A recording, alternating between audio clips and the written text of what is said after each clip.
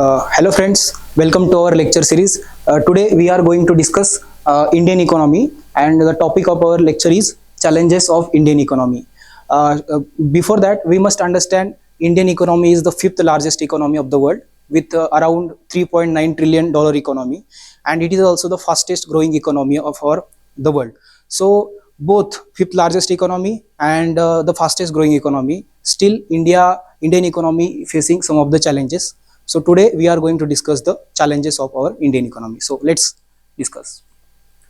So first challenge is low per capita income. So as per the 2022-23 years CSO data, it says that Indian per capita income is around 1,70,000 at current prices. And as per the constant prices, it is around 98,354 rupees. So in dollar terms, it is around 2400, means $2,400 is the per capita income at the current prices as per the CSO, that is the Central Statistical Office, which calculate the GDP of the country, per capita income, national income. So as per the current prices, it is around 1,70,000, and constant prices or the 2011-12, that is the base year in our country we consider, as per the constant prices it is around 98,354, means every person in our country possesses rupees 98,354, but in dollar term it is around $2,400. Why it is low? Consider the USA's economy, which is the largest economy of the world, and whose per capita income is around $77,000. China, which is the second largest economy and whose per capita income is around $21,000. Then the Germany, which is the third largest economy of the world, whose per capita income is around $65,000, and Japan, which is the fourth largest economy and whose per capita income is around $48,000.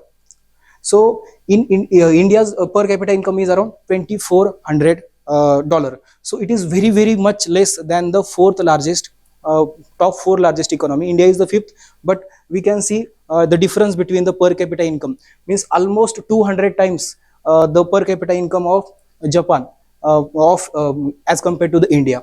So low per capita income. So how to increase the per capita income of our country or Indian economy is the first challenges. If India wants to be the developed country, then the per capita should be more than $12,000. It is the criteria decided by international level, or the HDI, Human Development Index, that says any country whose per capita income is more than $12,000, and then that country is considered as a developed country. So per capita income matters, or per capita income is very much important to decide the standard of living of that country's people. So per capita income decides the standard of the living of the country. So it is very much important to increase the per capita income of our country. So first challenge is low per capita income, and how we can increase it? By providing employment to the every person, or providing the basic needs of the every person. So it is the first challenges. So second challenge is excessive dependence on agriculture. Around 52% of the total population is dependent on agriculture, and out of total workforce in our country, around 46 crore is the workforce, and of which 46% of the total workforce is active in agricultural activity as per the economic survey 21-22. It means out of total workforce, 46% of the people, or the 46% of the workforce, that is the 15 to 59 years of age, that works in the agriculture only. And why it is excessive dependence? Because its contribution to the agriculture GDP is 16 to 18%.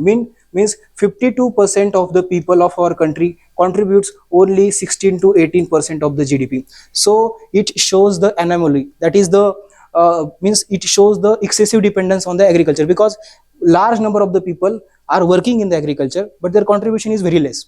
So it is the excessive dependence. So many of the committees has recommended, like Dalwai committee has also recommended to remove the excessive population or remove the excessive workforce from the agriculture and invest in, or to divert them into the industries. So due to the less development of the manufacturing sector of our country, our population or our workforce is excessively dependent on the agriculture. So it is the necessity of the time that we have to remove that excessive burden of the workforce and from the agriculture and make them productive by utilizing in the manufacturing sector. So this is the second challenges. So third challenge is overpopulation.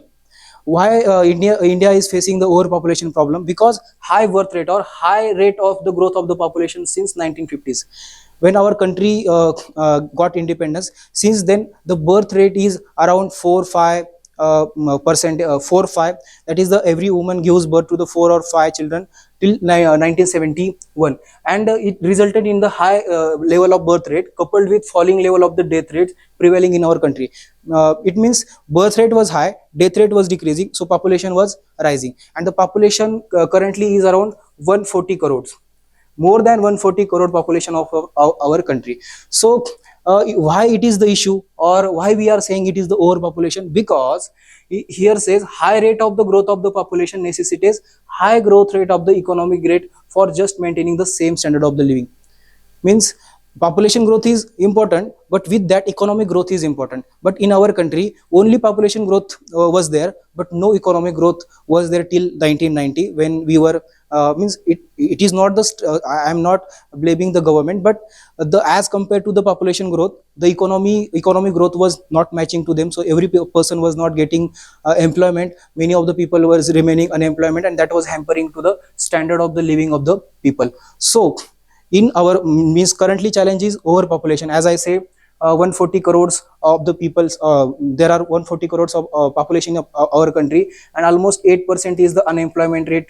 Means every 8 people of total 100 are unemployed. So it is the necessity of our time that that overpopulation or the population need to be used or utilized as an asset of the country by providing the employment, or developing the manufacturing sectors, or skilling them to make them to start their own businesses. So this is the need of the hour. That is the population is the challenges, but use make the population as an asset of our country is the major challenges.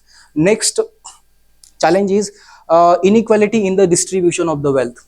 As per the World Inequality Report of 2022, 10% of the Indian population earns 57% of the total national income, and bottom 50% of the Indian population earns only 13% of the national income. It means only 10%, top 10% of the population earns 57% of the total national income. Means top 10% of the peoples do have employment or works anywhere and earns 57% of the national income. Means only 10% of the population is contributing half, more than half of the national income. And later top 1% of the population own 22% of the assets of our country. 22% of the assets owned by just 1% of the population, and it is shows the inequality in terms of the distribution of the wealth. So unequal distribution, why matters unequal distribution? Because it create inequality and concentration of the assets in the few person. Means we say high degree of the concentration of the assets in the few hands of the few big businessmen. Means most of the wealth of our country is captured by the wealthiest persons. So, and most of the people don't have the wealth.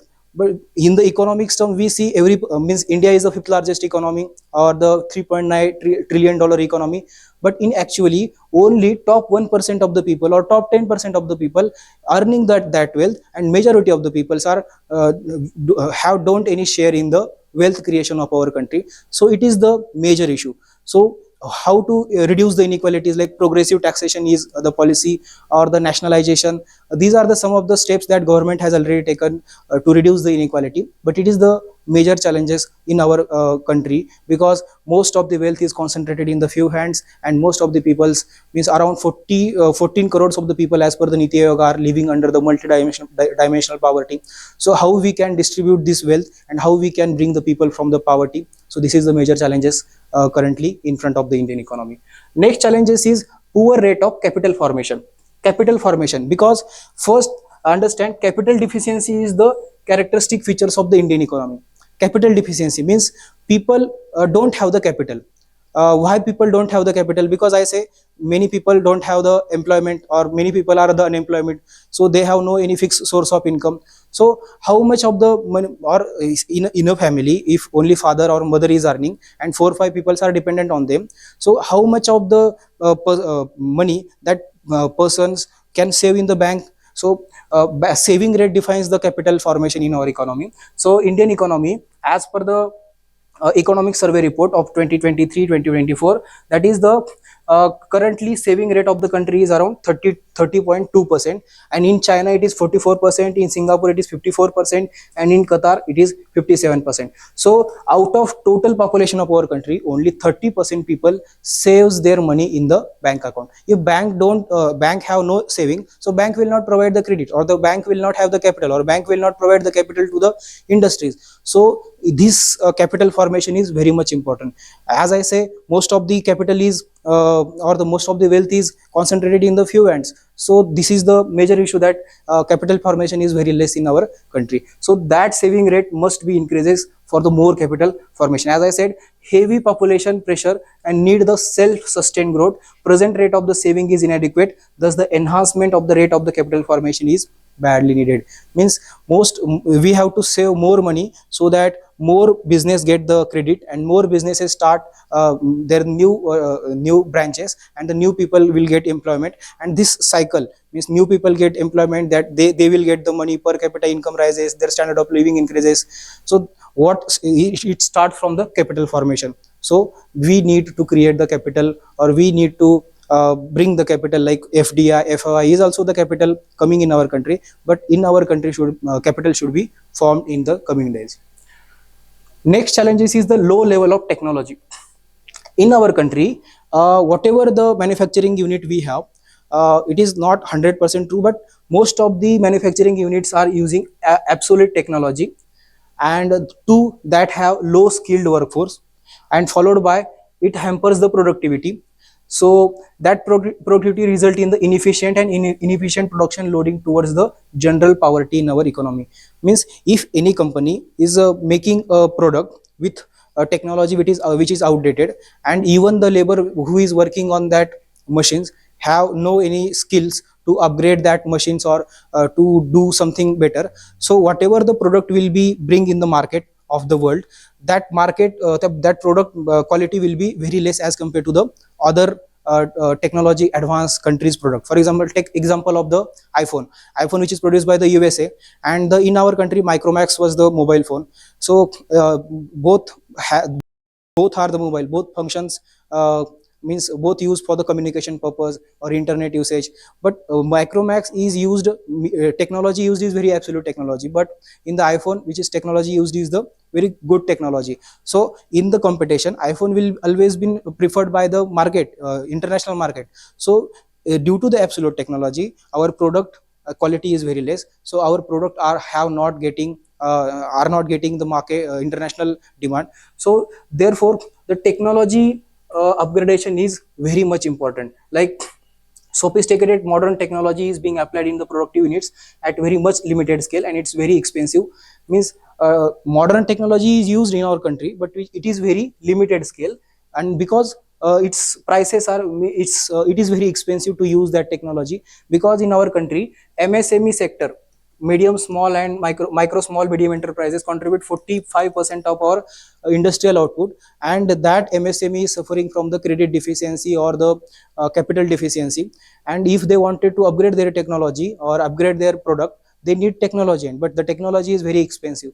So what India can do, develop the technology. So government is promoting research in our country, so that research promotion is very good step in the development of the technology in our country. So this is the challenges, and government is working on it. So let's see next challenges. Next challenge is underutilization of the natural resources. India is a very rich natural endowment country. Means in India we have land, we have water, we have minerals, we have forest, we have power resources, but sufficient quantity natural resources we have. But what is the challenges?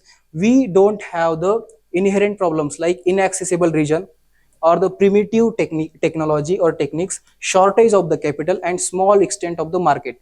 Means that natural resources that we have, that is suffering from the problems like inadequate inaccessible region, primitive technology, or shortage of the capital. For example, we want to do some mineral exploration, we want advanced technology. We want, for that advanced technology we required large capital. So we both don't have the technology, we both don't we also don't have the capital. So we are not exploring the natural resources, or the we are, therefore we are not using the whatever natural resources we have. India has a huge natural resources, but due to these problems India is not using the natural resources. Currently, last year there is a Rayasi district in Jammu and Kashmir, where we explored around 4.9 million ton of lithium. And why this news is very much important? Lithium is a natural resources, and in the coming generation, or in the coming years, the e-vehicles is going to be the major player in the vehicles industry, or the mobile automobile industry, and lithium is used for the battery making. So this natural resources is explored currently. We means we have lithium resources, but till now we are importing the from the Australia, from the China. So if we discover these minerals in our country, then we can be self dependent on that strategic mineral, because in international level lithium is a strategic mineral. So how we can utilize the whatever natural resources we have, it is the major challenges towards the Indian economy. So technology development, capital availability can be solved these problems in our economy. So next challenge is lack of infrastructures. What type of the infrastructures? Like infrastructure, we can say it as communication facilities, transportation like road, railways, then the electricity generation, banking, credit facilities, economic organization, health and education institute. Means in a economy, if you have a good infrastructure, economy grows very fast. Like 1% into investment in our 1% capital formation in our economy can result in 2 to 3 times growth in the economy. But we have seen that poor quality of the road, or the poor speed of the railways, or we see it as the poor internet connectivity, followed by the electricity means electricity shortages, followed by the poor banking services, or the we have education, we have the schools, hospitals, but with poor service quality in that government schools or government hospitals. So due to this infrastructure lacking, the economy growth slows down. For example, we don't have the roads, we don't have the railways, then the logistic cost increases. If we don't have the good health services, good educational institution, then the human capital, how human capital will be formed with these poor services? Human capital quality will be decreases. And if we don't have the electricity, because factor of production, or the if any production, if you want to take, we need electricity. If we don't have 24/7 electricity, then how that industry will functions? So electricity, and like banking is required for the credit or the capital formation. So these are the infrastructure that are lacking in our country. So it hampers the agricultural as well as the industry sector. So to boost, or to have the robust and state of art infrastructure is need of the our for our Indian economy, because we are the fifth largest economy, and currently the government is spending government's capital expenditure is increasing over the year by years. For example, around 10 to 20% of our every year's budget is currently government is spending on the capital, have the capital formation. So it is a very good step, and therefore the investment from the foreign countries or private sector is also investing in the capital formation, and it is a good steps. And with this capital formation, this challenge can be resolved, I think. Next next challenge is poor human capital. Human capital, or the human capital means the availability of the labor force to the economy. If a human, or if a labor has a good quality health, as well as the quality skills, and that persons can be the good labor for that economy. But in our country, as I said, there is a huge IMR, MMR is also huge. Means MMR rate is around 100 and IMR rate is around 30, and followed by the malnutrition problem or overweight problem, nutrition deficiency. These are the some of the problems. So with this problem, how can human capital or the how can we can increase the human capital, quality of the human capital? Or there is a one report which says that skill gap in our country, it is around 46%. Means every 100 graduates every years, of out of every 100 persons who are graduated every years from various university, 46% lacks the skills. Means 46%, 46 persons of every 100 persons graduated in our country don't have the skills. That is, they are passing the engineering, they are passing the medicals, or they are graduating from the arts, science, commerce, but they don't have the skills that required to the market. So skill gap is the major issue. And followed by literacy rate of our country as per the 2011 census is 74%, and 26% peoples of our country are illiterate. And that illiteracy rate in the USA is around, USA, UK, Canada is around 3%. But in our country, 26% peoples are still illiterate. So how can these illiterate people contribute to the Indian economy? So it is very much necessary to bridge the provide the education to every person, followed by the skill upgradation or the skill.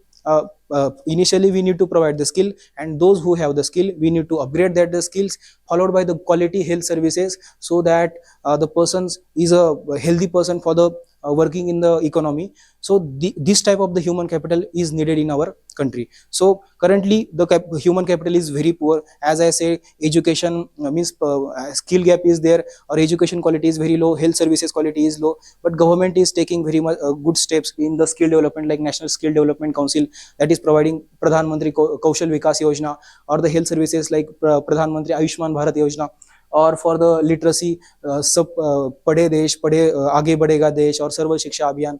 That are the some of the steps that are taking place to improve the human capital.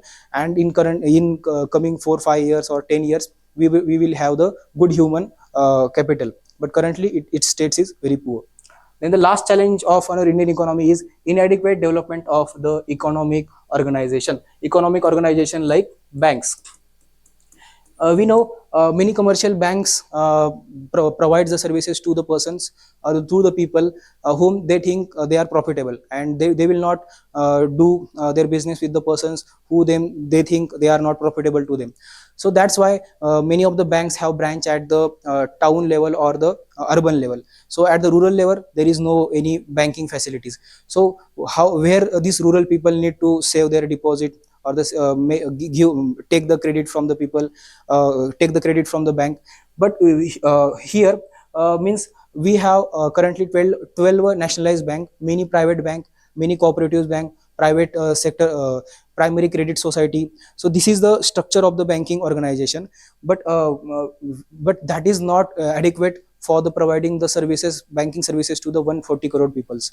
So government is means like here more particularly in the rural areas, development of certain financial institution is essential, especially the rural areas, because in the urban area there is a bank, cooperatives bank, private sector bank. So urban people can get the banking services, but around 65% of the population is living in the rural area. So in the rural area we hardly see any bank branch. So we need more of the financial institution at the rural areas, so that rural people can participate in the banking sector, or they will get the banking services, and they will start the small medium businesses, and they will provide the employment at the rural area. So banking institutions needed to be at the rural area, as I say.